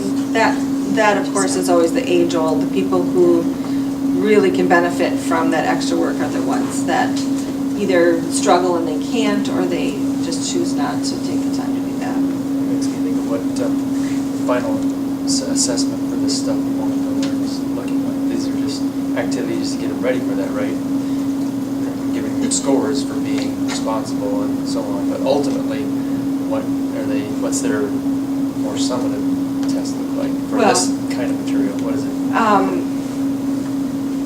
They write a literary analysis for the Crucible, where they need to be able to learn some tricks and tools for this. That's where, I don't know how you weight that stuff, but it's where they show up. Sure. Yeah. And I think their they say, I say template answers will be telling as well on a more, current or performative assessment. Are your whole group discussions typically summarizing sort of extensive discussions they've had in small groups already, like it was today, or does the role of the whole group discussion vary a lot? It's a good question. It depends. There are times that it seems rather redundant to go through it again, since you've already gone through it a couple times. But because this is information that's so crucial to what we're doing starting Monday, I felt okay to do that. The other thing for me, even when they're doing lit circles for Mockingbird, I miss out unless and I do have colleagues who have each group record and then they listen, which is something I can look into. But no, there are a lot of times we'll say, okay, now that we're here, let's go to the next level. It's a good question. Any other questions? All right.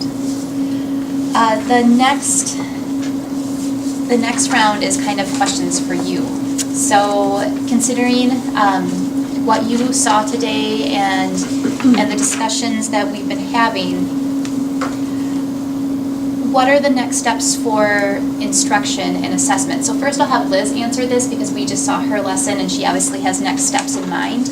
But I also would like you to be considering in your own classrooms, are there things that you could see incorporating into your instruction that you saw today that maybe you haven't tried or that you're maybe interested in revisiting based on the Learning Lab? Do you want to go first? So my next step is going to be to take a look at what they wrote, not only on the guided questions, but then also on the they say, I say. And just to get a sense of the thoroughness of their answers and if they were able to really get at the heart of what we were trying to do. And I felt, when I listened, I felt like they were spot on, but I just happened upon some great answers. So this will allow me to really check with each of the students and make sure that they're understanding that. There is a YouTube video that a colleague shared with me of this sermon, and she broke down, listen from 5:25 to 7:38, and then from 15 or whatever. And so I may have some of those students who were still struggling to listen to that and see if that makes a difference. I will absolutely be referring to this as we're reading the Crucible, and hopefully not to the point where they're like, okay, we know this is number 16. But just to reiterate the importance of the concepts that Edwards is talking about, and just this concept of heaven or hell, and why the people in Salem end up behaving the way that they do based on their true, authentic belief that they could go to hell, and they need to look for signs to see if that's going to happen, and how that leads to people calling each other witches. Can I ask one more question? Sure. So, most things in history we take historically. How long have you always done the sermon before the Crucible, or what made you change if you did? That's a really good question. There are times I've done it after, but then I have to say, so remember back when John Proctor says, I can't take my kids to listen to you, Reverend Paris. All you talk about is hell and fire and brimstone. And it seems to have a disconnect. Their writing assignment for the weekend is to think about a time when they were faced with an extreme test, because that's one of the definitions of a crucible. And I really want them to understand that it's a big deal if somebody accuses you of being a witch. There's nothing, you're definitely guilty until proven innocent, and that hardly happens. So then you either have to decide, I'm going to confess, but then I still get excommunicated, and I'm this horrible person to my children and anyone else in the community, or I'm going to hold fast to my belief in God, but then I'm going to die. I'm going to be hanged in front of the rest of the group. And so I want them to understand that struggle.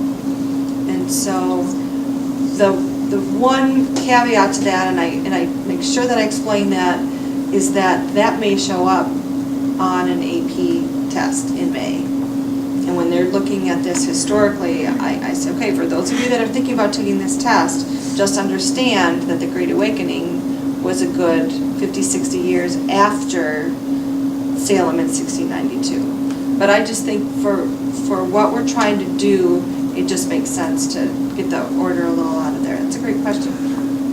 So did you say they have a writing assignment this weekend to talk? So do they know that because of Canvas? Like, are you? I explained it to them on Wednesday, gave them a hard copy, and then put it on Canvas. Okay. So, yeah. So next steps. So I think that some of these things can be really helpful. So I've thought of a few different ways. One is in our math program, there's a component that's on the computer where they're doing some individual skill practice.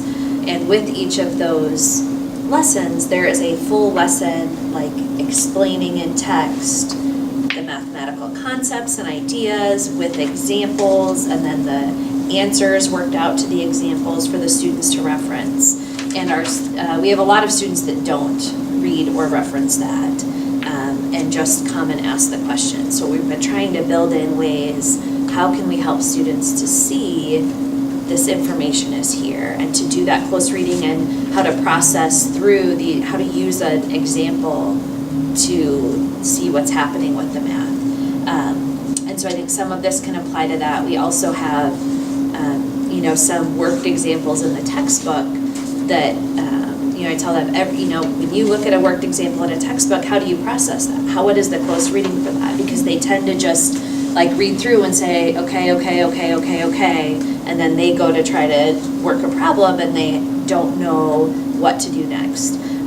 So we use kind of from step to step what changed and why as sort of the guide for that close reading. So when you read a mathematical example from here to here, what changed and then why did it change, to pay attention to those details. And so I think that ties in with this close reading idea. And then I also do really like this, they say, I say, we also do a lot of error analysis. So they have an example of student work and a student decides thumbs up or thumbs down, like is this work correct or is this work not correct, really having to go analyze it. And I think that this format would be helpful for that, because often they'll say, yeah, they're right, or no, they're wrong, but I think saying so-and-so argues this and I agree, or so-and-so argues this and I disagree, or, you know, I'm not sure, this part, you know, I think is right, but I just don't think this part is, that this may be a good structure for that. Mr. Hayes, are you ready? I'm just taking notes. Let's see. So how I might use it? Right. Well, I don't have many lengthy passages or anything much read. I'm thinking mostly of physics when I say that, regular physics. But I do, like I mentioned, the allegory of the cave, Plato, that needs something, needs some help. But and then otherwise it's video. But where I really thought of maybe need help with it, besides the little bit of literary stuff I'd like to do, is when I send students home with some independent reading on physics development work. You know, they know the art of physics so well, know how to do stuff. Okay, try this reading out to prepare for tomorrow. You should be able to make some conclusions there. And they rarely make it through those 4 or 5 paragraphs just because. So, I'm thinking of the sticky notes and the guide, and the sticky notes wouldn't fit on, the text is this big, right? So they really have to be tracing over it, and they have to understand every word. You can't, so it's a little different, like your preface to the guide on the, you know, you don't have to understand every word to get the overall meaning. In this case, it's like every word how it's put together, put back, and can they make this next statement? So it follows a bit more like a math or something. Text all around it, an illustration. So I'm not sure how to best do that. Still, but public resource and probably we need to guide it together. Read out. Okay, what did that mean? How did that mean? So I probably should just need to stop. Don't make assumptions that they can figure this out. Like to flip the classroom, we'd send them the text and go home and do it. But no, anymore we can't flip the text. We have to flip with video and play and animated symbols and so on. So I can do that too. I haven't built all that. And for college, that skill of being able to read a dense technical text is important. You know, I say read it like a lawyer, or you know, I'll suggest the kind of way you would go into it.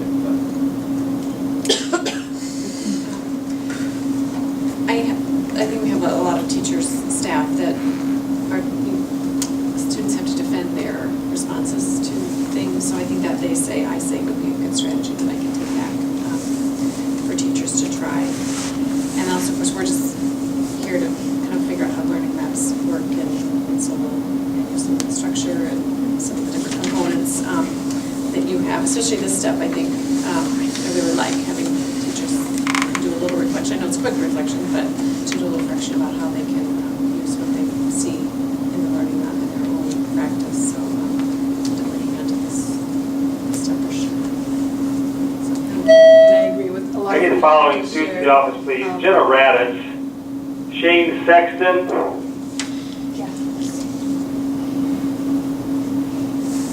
Katie Denny. He does that to me every time too. Everyone's been there. Harden, Taylor Kingery. Sign when I'm done. Well, I'm not the one to put on. I always pick wrong. Jacob Seelinger, George Seelinger. Wait for the click. Yep. Kai Spencer, and Gabe Bellardo. Okay, I really liked how you opened the day with getting better together. I think that would be a great segue into our learning labs. Relaxing the tone, it's just really working to get better together. And I'm also helping some middle school, part of the middle school building plan is to do some reteaching pull-out sessions for teachers and our Building Leadership Team is actually offering the professional development, and we're studying close reading. I'm helping 2 teachers prepare for that section, so I got some good tips on that as well. So thank you so much for having us today and letting us join in. It's great. Great morning. I love the I say, they say, and I want to read that book. And I feel like because I do so much work with research, and right now working with middle school students on understanding what a thesis is really hard for them. And so NHG 8th grade, they're coming up with a thesis, but how do you have them come up with a thesis that's not sort of a so what? You know, we already know that, no one else could argue against it. It is something I could look up on Wikipedia. Is difficult, you know, and then they don't understand, well, my argument isn't my personal opinion. I'm like, no, it's not. It's backed by research that you're finding. And so I think that this could help with giving them some examples and having them kind of figure out what an author is arguing and the support that they're providing to make that argument, and to see maybe 2 articles arguing different things in a very smart way, you know, that they're providing really good evidence on both sides where there's no easy answer. And then using this structure would be a great model before they write their own thesis. I think on the opposite end, as another English teacher, I've done a little bit or dabbled a little bit in close reading, and so I think my takeaway today was thinking about, as we were bringing up questions, how to best form that into some sort of summative assessment in my own classroom. So I loved the look at the formative process today, and now it's getting me to think about that summative, and then it makes me excited to go to my colleagues who are doing this and have further conversations. So I think that's the neat thing about the Learning Lab, was for me getting into a colleague's classroom and seeing what they're doing, how I can apply it, and then feeling like we've created an open atmosphere where I can then come back and approach you and talk more about how I could turn this into something for myself. Yeah. The last part of the protocol is just any questions or any supports that you would think that you would need.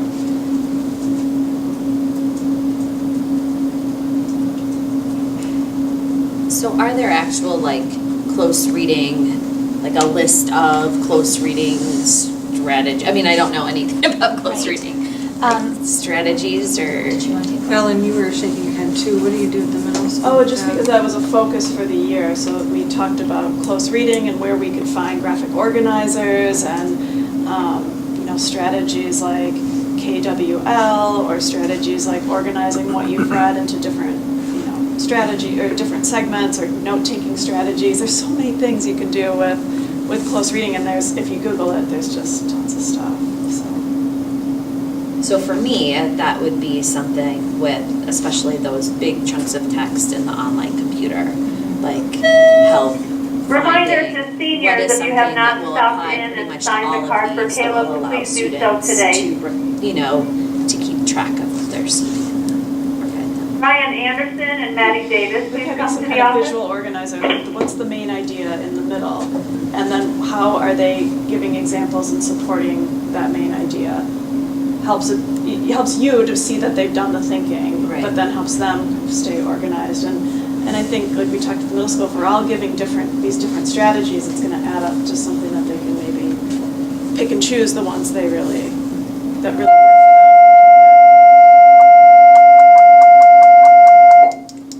It occurs to me, close reading is a skill, but then there's the skill on the other side of it, right? What the name of it? Just at a glance reading. I mean, that's a skill, right? When you're scanning, you're trying to pull quickly, and it occurs to me, I don't do that very well. About everything I try to read is close reading. So I'm slow through the books. I remember about everything, and my kids are kind of that way too. So that's why I make false assumptions about why my students can closely read 4 paragraphs. Come on, you know, because that's the only thing I can do well is close reading. Forever gets through a novel. I love them. 4 paragraphs, that's like 5 minutes in the car on the way to school. Right. I think being online a lot makes it hard to read things closely. Yeah. I think that what I've found is that I used to be a close reader and now I'm not. I'll read the first 2 paragraphs of an article and I'm like, got it, move on, you know, back to Facebook or whatever else. Yeah. So, and I think that's true with students too. So we really have to be more conscientious about showing them these strategies. I have a good book I'll share with you about slow reading. They compare it to kind of like the slow eating, local, you're just enjoying it as you go along. And they talk about that anymore, kids just have so many distractions. It's difficult for them to sit down, even to read 20 pages of a very engaging novel. It's like, I can't do this anymore. So, yeah, I will give it to you. I didn't want to overload you with documents, but on the way out, I'll just put on the table. They're from Harvard. They have basically just 6 characteristics that they would like their incoming freshman readers to have. And one of them talks about annotation, which maybe would help a little bit with the 4 paragraphs. I don't know, maybe they don't have enough room to write, but it does talk about that a little bit. And the other handout I have is just graphic organizers that other teachers have used. And they have things like, what inferences are you making, what evidence, but I think that even if maybe you just saw the form and replaced some of the things that don't apply to your content area to what you want them to be looking at, that it maybe is a framework.